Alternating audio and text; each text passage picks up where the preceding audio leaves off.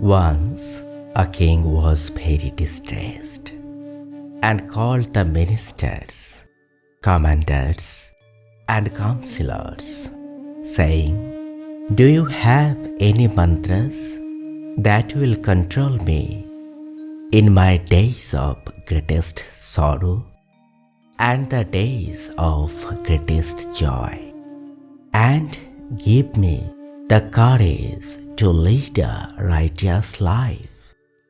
Hearing the king's words, all those present stood with their heads bowed. No one could give any answer.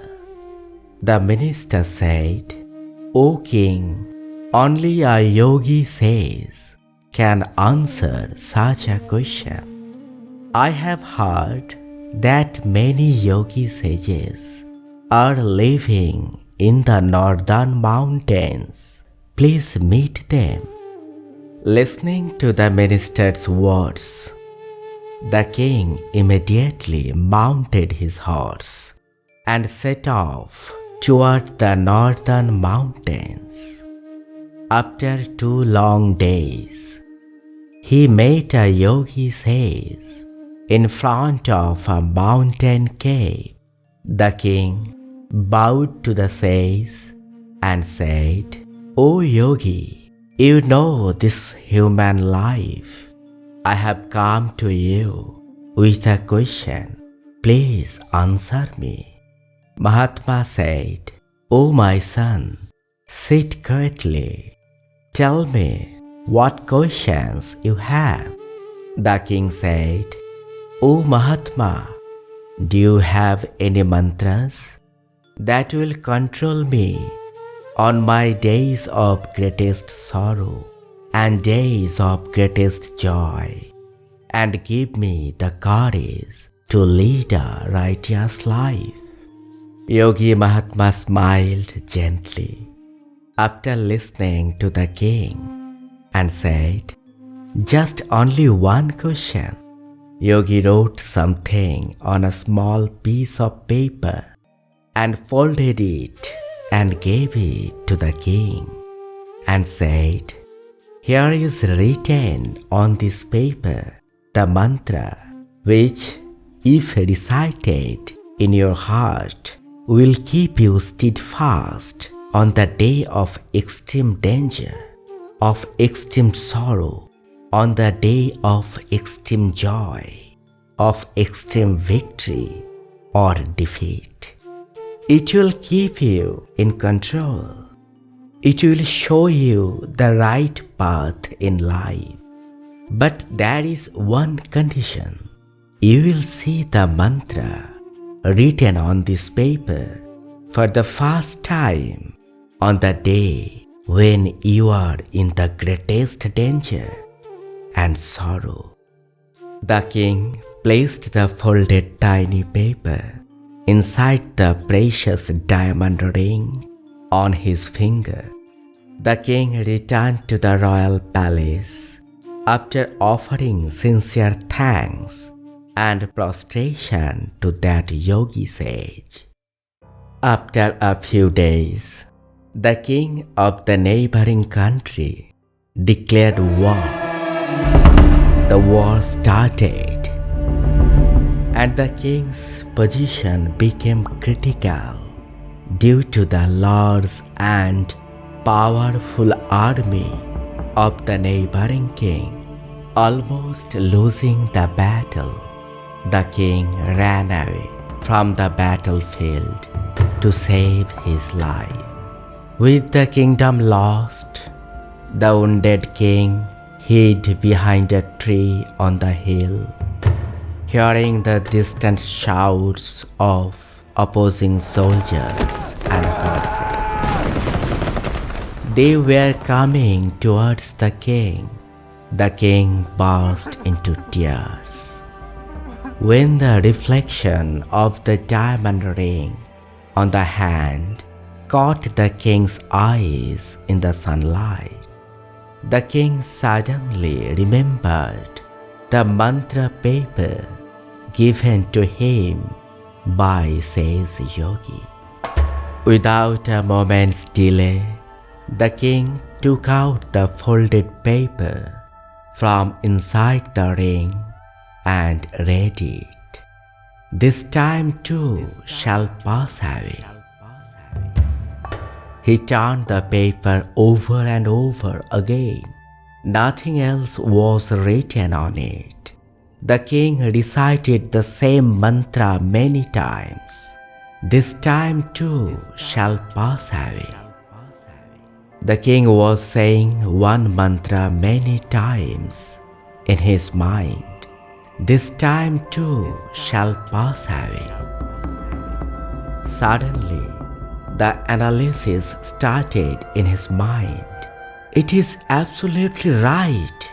This time is not eternal. This time will also pass away. Even if I hide here for my life, time will pass. Maybe enemy soldiers will come and kill me, but this time will pass. Even if I try one last time in my life to win the battle, this time will pass. Actually, time will go as I want it to go.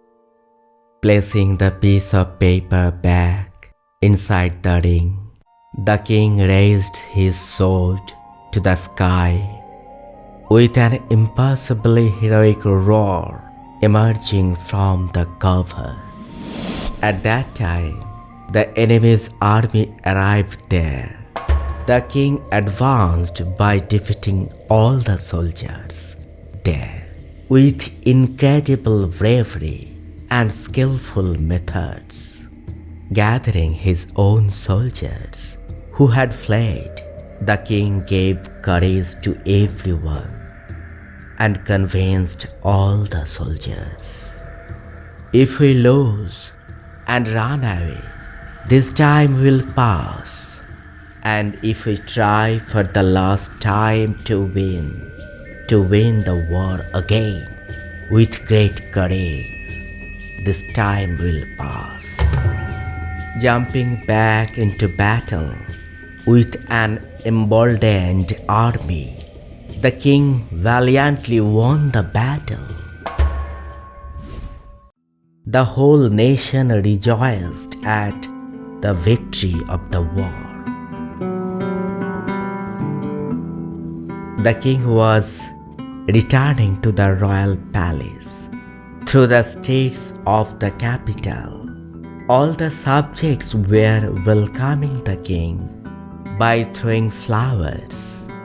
Dancing, singing, and joyous festivities were going on in the streets. Sitting on a horse, the king was watching the joy of his subjects with great joy. When he saw the diamond on his finger, he remembered the mantra written on the paper. The king took out the paper from the ring and read again. This time too shall pass away. The king recited the same mantra many times. This time too shall pass away. He began to analyze again. But now he analyzed the meaning of the mantra differently. The king thought, I can't hold this time for anything. Time will pass. This joy, this mood of happiness will also pass with time. Again sorrow will come into life, again and again.